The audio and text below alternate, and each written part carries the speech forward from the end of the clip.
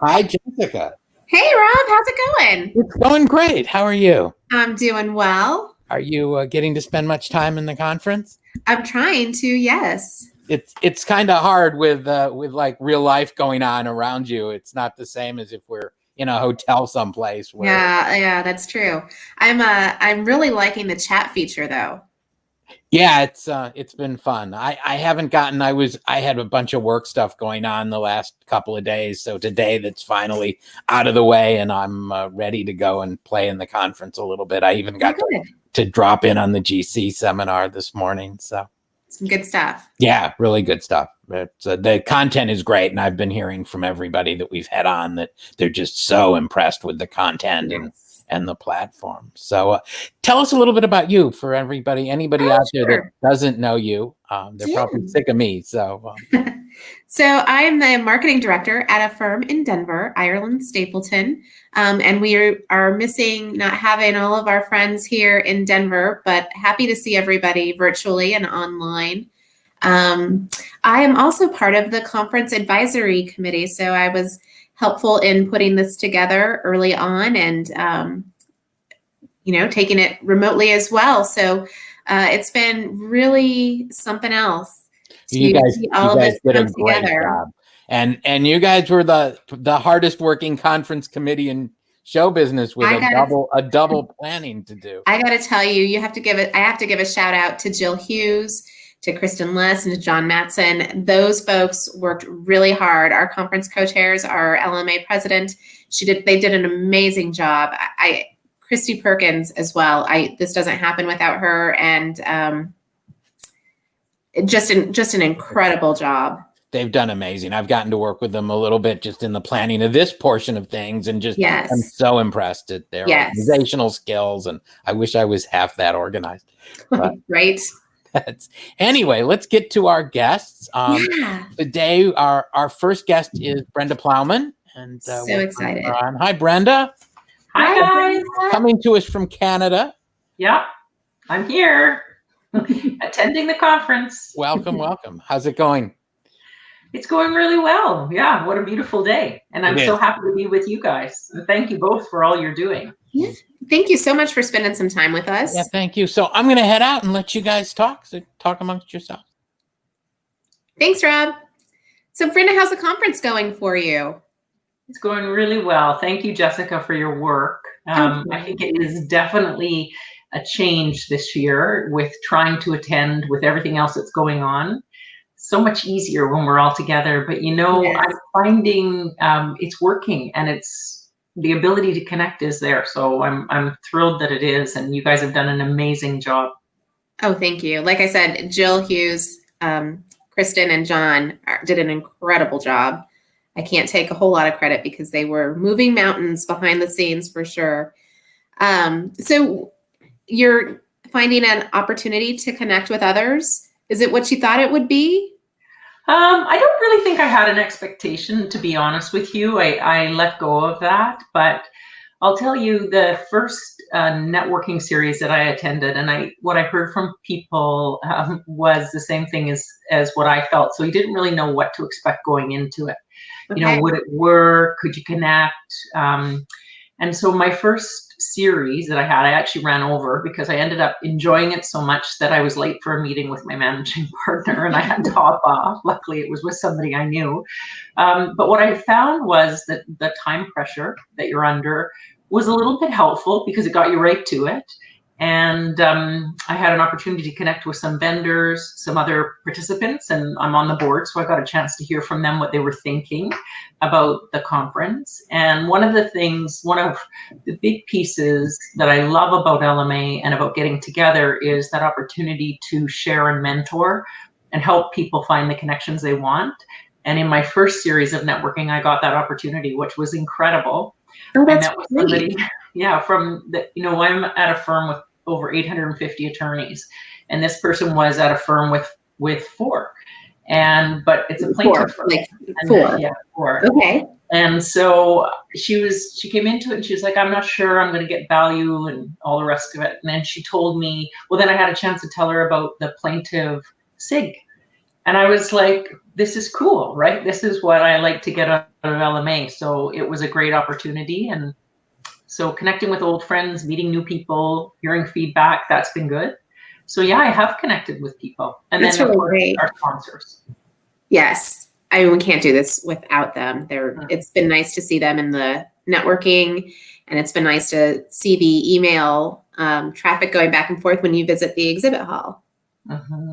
It's been really great. You know, I need to spend some more time. There are sponsors, but like for you, they're people that are really important in the work that we do every day.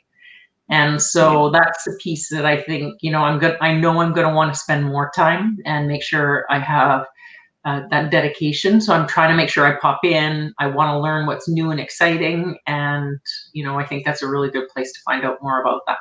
Yeah. Have you had an opportunity to participate in the SIG sessions that are later in the day? Not in the SIG sessions. I've attended some of the events later in the day, but not the SIG so much. And are you finding the ability to connect with people there like you would if we were in a hotel, the chat feature? How are you finding that to be? Well, you know, I attended the Hall of Fame, and then I also attended the talent show, and the chat feature worked. You know, I felt the Hall of Fame was, for those individuals, 3 great individuals, it was quite intimate, you know, maybe a different kind of a feeling that we would have being in a large room. I felt like I could see, you know, Despina, Adam, you know, Nathalie really up close and personal. And so I enjoyed that. And then the opportunity to connect later. And of course, the talent show was so fun. I think the other thing that I really have noticed, Jessica, is we get to see each other in our own homes. And I'm sure you're feeling this in your own firm. But that's kind of neat as well, because you get to know something about the room I sit in or a different room I sit in. I think that's the beauty of this technology. It's hard. It's not the same as being together, but we are getting a bit of an intimate view into people's worlds. And so that's a positive I see. We know each other in a professional setting. And so now that you come into my home and I'm in your home and we're having this conversation, it does help us to sort of deepen those connections. It really does. Yeah, that is one of the benefits of all of this. Yes. So what sessions have you been able to attend? So the keynote. Well, go ahead and answer. I have so many questions for you. No, go ahead and ask. I'll listen. I'm just excited because you have I love the way your mind works. You're always thinking about the next big things, the next things you can take back to your firm. So I was really interested to hear what you've attended and what kind of takeaways you are taking back to your firm, and maybe even what you're not going to do or what you're going to change as a result of hearing some of the content that has been presented this year. So, you know, I'm trying to attend the bigger sessions and make sure that I'm attending some of the sessions that really appeal or are connected to work that we're doing right now. So I attended the keynote. I was starting to say that when you'd asked, what did I attend? And I think, you know, that was an amazing session for me because it reinforced a lot of my own personal beliefs, right? So having difficult conversations, you know, really making sure you're talking about those things that are present for people or what they're experiencing. And I have some of that going on with people that I know right now. And I think some of that comes out at being in pandemic state for 7 months, right? People have a lot on, and really just understanding how to help people and how to listen better and just be present. And that sort of resonates for me. It's not new per se, but it is something that's really important. I think also being able to understand my own power and influence, and then how I use that for the benefits of others. Awesome. A really good reminder for me, of course, to take care of myself. You know, that's probably one of my biggest weaknesses. Sure. I run around and I worry about people and I awake in the middle of the night, but you know, it's a good reminder. So that was one of the sessions. I want to give you a chance to respond to that. I mean, what did you take away from that session? Yeah, same. I was inspired by Baratunde Thurston. Just And I felt it, we were talking about connections. I was watching the chat and actually having a hard time keeping up with the chat, but just felt so part of a community, and a lot of my thoughts and beliefs were reinforced. I was inspired to take some, to be braver in some of the actions that I take back to my own firm, and with ideas that will be presenting to them, and how we sort of incorporate that thinking in our firm and moving forward. So yes, to all of that. The self-care, I'll be perfectly honest. I was sitting here thinking, I don't do that. I don't do that. Oh, I grind my teeth. I do that. Like, it was very eye-opening for me.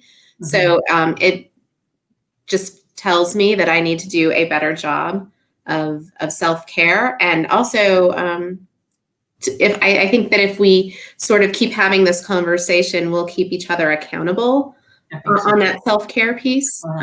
So, you know what I've learned as a leader is it's important for me to acknowledge when I'm not exercising self-care, because it gives other people permission. You know what I noticed kind of 3 months into the pandemic on the grinding of teeth, it's a personal story, but I realized that I cracked one of my molars, and I didn't know I was grinding my teeth, but of course there was the world telling me, hey, you need to smarten up and stop doing that. So I have this little routine now. I have a mouth guard. I've had a mouth guard for forever. But I find that when I can talk about that and sort of bring that forward, if I'm talking to some of my team and they're experiencing it, it gives people permission that it's okay to not be okay. And I'm convinced that that's important, because that's the way you support people, right? You don't have to be perfect. You don't have to be 100% all of the time. So loved that session, and really, you were talking about Jill and the chairs and you as an advisory group, but what vision, because the world's changed so much, and that was our keynote speaker long before we ever knew what would happen this year. So phenomenal. Yeah, Jill, go ahead. She really had a vision to elevate this conference. That was her brainchild, and I think we were there in March before the pandemic hit. I think we had done a very good job of elevating the content, and the world responded, and we were then forced to up that game even more. I'm really proud of the work that the whole advisory committee and everyone involved in the conference put into this, because we have reset the bar, I think, for things, and I'm very proud of that. They did a tremendous job. Mm-hmm. Yeah, I've had the chance to sit on the ACAC before, way back in the day, with a common friend. I think you guys really have. So congratulations and kudos to you. Thank you for that. That's really nice. The two other sessions I hopped between, and I know you've got another guest, and it's an awesome guest. I happen to love David Ackert, so that I don't want to take all that time. But the two other sessions that I popped in and out of, and I really liked them at the same time, which is another benefit of this technology, because you're able to go in and out, was the business development life cycle with LexisNexis. So I just liked that. I liked the polling questions, seeing kind of where firms are at, how to bring it to a more proactive state. At the same time, Lynn Foley did the journey mapping to improve client experience. And I am really interested in anything like that. This week, my firm is launching a program that I've been working on for 2 years, which is our client service excellence principles and program. And so for me, it's great to see some of those things, because it's a big deal to sort of focus your brand in that type of a way. Lots of things have gone into it: audits, mandate surveys, all the rest of it. The holy grail, is it going to be checked with compensation? But it's the program as well, and journey mapping is one of those pieces. So for me, I'm looking for that ability to augment, and then what can I do? And you said, what will I take back, or my takeaway?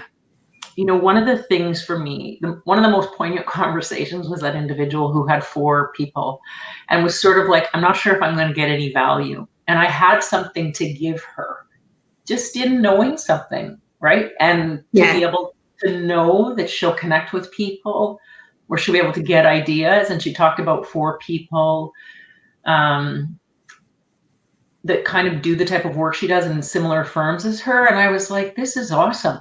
right? This is what LMA is all about. And so Yes, it's that indeed. remember to keep giving. Yeah, it's that I always say this, you're my people. You're all my people. You understand where I'm coming from. And I always take away great information that helps me move forward. And it sounds like you were able to do that for her. So that's wonderful. Tell her how to, navigate this community for her own benefit. And it's wonderful. Highlight for me. Yeah, awesome. That's so great. So we have a whole nother day. I know. Friends, I'm so excited we still get to do this. Anything you're looking forward to? Oh, I don't think anything in particular. I mean, I'm going at it sort of in and around my work, like I think all of us are. And I'm just looking forward to continuing to connect. I want to do, a couple more of the networking series because I found them really fun. Yeah.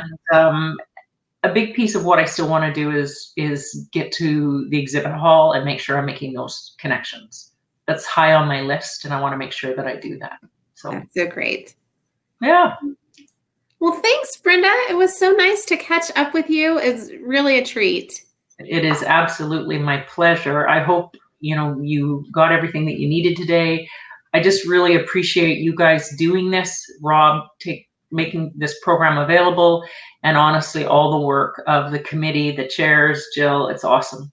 Really proud of the association. Thank you for that. We know you're working hard behind the scenes too, so thank you for all that you do. Thanks. It's inspiring. Hi, David. Hi, Jessica. How's it going? Good. How are you? I'm doing well. That was a great interview with Brenda. Isn't she amazing? She's amazing. I really like Brenda. She always elevates every conversation she's a part of. Yes, she does. Every time I've ever spoken with her, I come away with this just enthusiastic feeling that, do more, be better, and just it's very inspiring. Yeah, she embodies the notion of service, being of service. Absolutely. Well said. Well said. So how's the conference going for you? It's been good. It's been an adjustment for sure. There are parts of it that I've really enjoyed and think in some ways we're using this as an opportunity to rethink how we approach the conference. And I'm hopeful, even after we're virtual and we're able to gather in person again, that we take some of those ideas and continue on with them. And there are some experiments that I'm not sure are going to pan out as having been successful, but that's to be expected. This is the first time we're doing it. Absolutely. What are those things that you would like to see moving forward?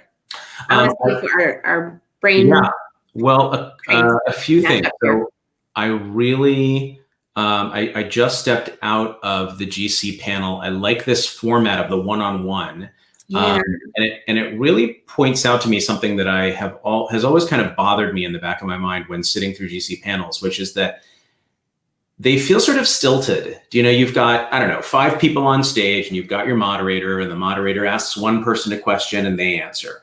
And the other 4 people are just sort of sitting around waiting politely for their turn to answer the same question. And sometimes their answer is, well, I pretty much agree with what they just said. So it gets a little bit redundant, right? And, sure, yeah, it's worth it. You spend the hour, you get a nugget, and you're like, okay, that GC panel was a little better than the last one, but there is, I think it's a format that has been ready to be reinvented.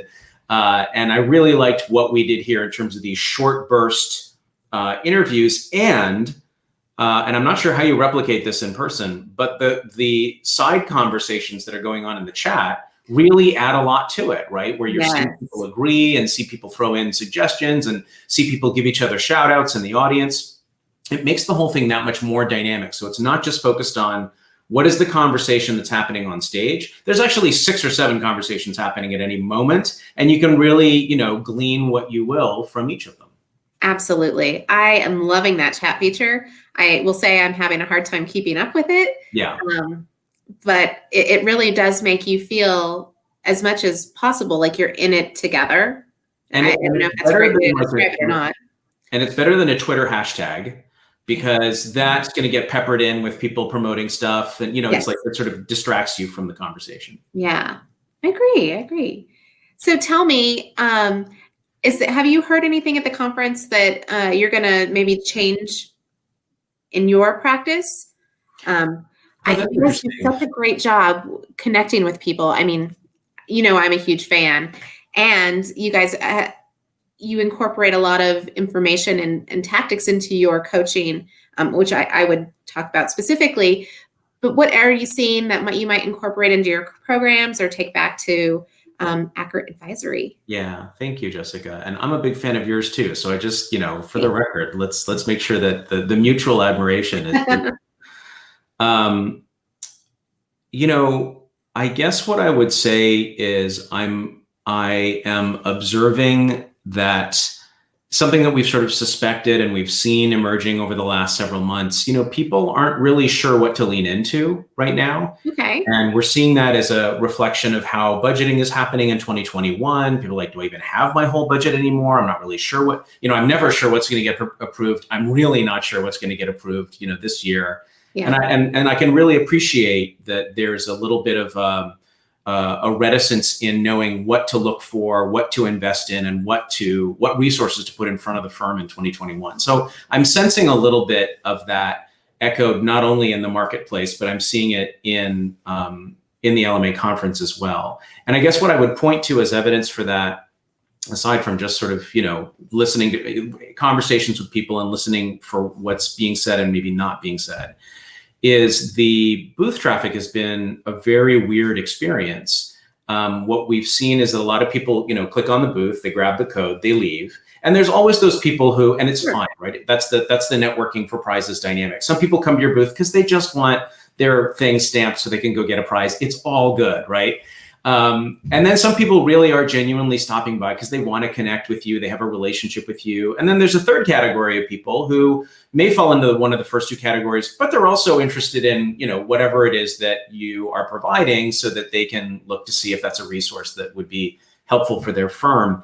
And I think that second and third category is really compromised by this model because, we on our side of the booth, if it were, can't just sort of sit here and wait for people to log in and then chat with them and be like, let's start a conversation. Even when we do, sometimes we miss the timing and they've come and they've gone, and, right?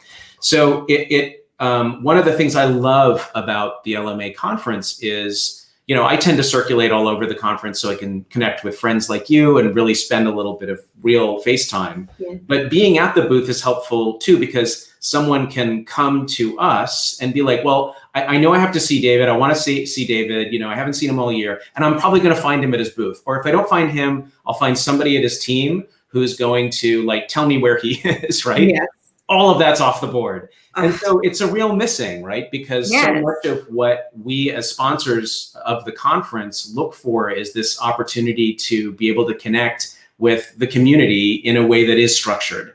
And it's really difficult for the other 363 days of the year to have structured communication, spontaneous, but also structured and also celebratory and also educational. There really isn't anything else quite like it. So that piece I'm really missing, and I'm hoping that we can find some way to work around if we do in fact have to meet remotely again in 2021. So David, I am a big fan of our business partners and our vendors in the booth. You guys help us, you help me do my job every single day. So for people who are watching, tell them, how can they get in touch with you post-conference? Because you are a phenomenal resource. Your team is a phenomenal resource, and we can't hide that away from the world. So tell us how can we get in touch with you post-conference? Sure. Well, thank you, Jessica. I appreciate that. So obviously our website, accurateinc.com, is a great place to just go visit. We have resources there. We have information there, and it's easy to contact anyone at our team through that portal. And you can always reach out to me directly, david@accurateinc.com. And in terms of the kinds of things that we've been providing to firms and some of the things that we've looked to pivot in providing, especially during COVID, is, we've really enhanced our curriculum to include a lot of virtual business development techniques because we see how much lawyers are struggling with that. And a lot of the same principles apply, but they really have to be rethought and they have to be repositioned. giving lawyers specific talking points is so important, because a lot of them are just sort of sitting behind their desk saying, I don't know how to start a conversation with a client right now. Just as I was talking about how it's so hard to connect with folks like you at the conference, they're struggling with that in their world too.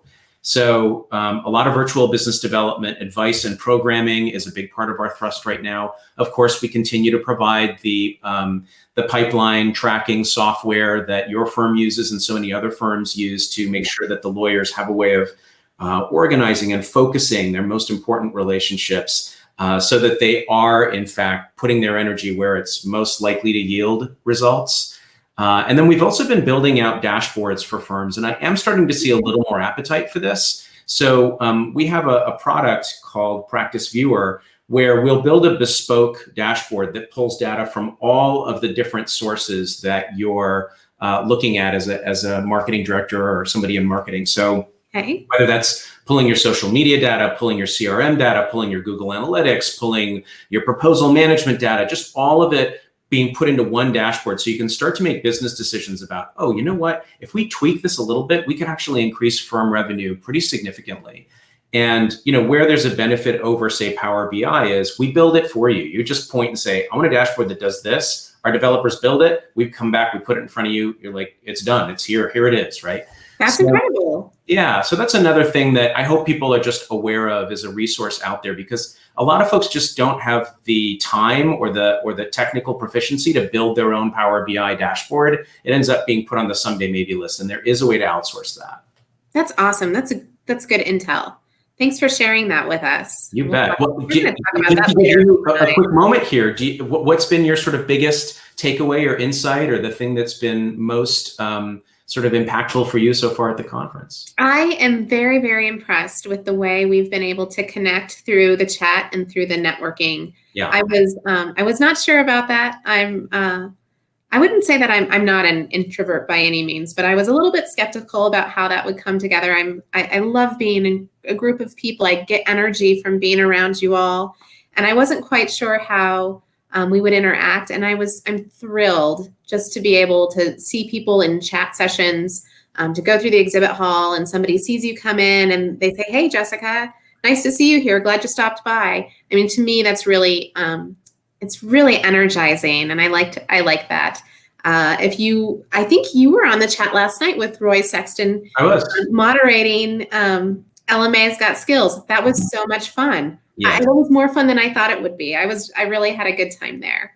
There must be an annual LMA talent show. I think that's we have to do that. We have to carry over, indeed. Yeah, and I'll tell you, I mean, there were things that I would have liked to do for it. I just couldn't sort of get myself. I was wondering if you were going to pop up. Yeah, waiting for your act. So if we make this an annual event, those of us who need a year to warm up, we have a shot at it. Yeah. For sure. It has replaced our karaoke night, I think. Yeah. Well, hopefully not replaced, because that's awesome. Oh, yes. Not replaced. Fair point. I want to make one last comment, if I may. I just really want to give a shout out to the planning committee. I know it was a little bit of a happy accident that Baratunde spoke about what he spoke about, in that, it sounds like what I could glean from the chat is that he sort of pivoted his focus a little bit.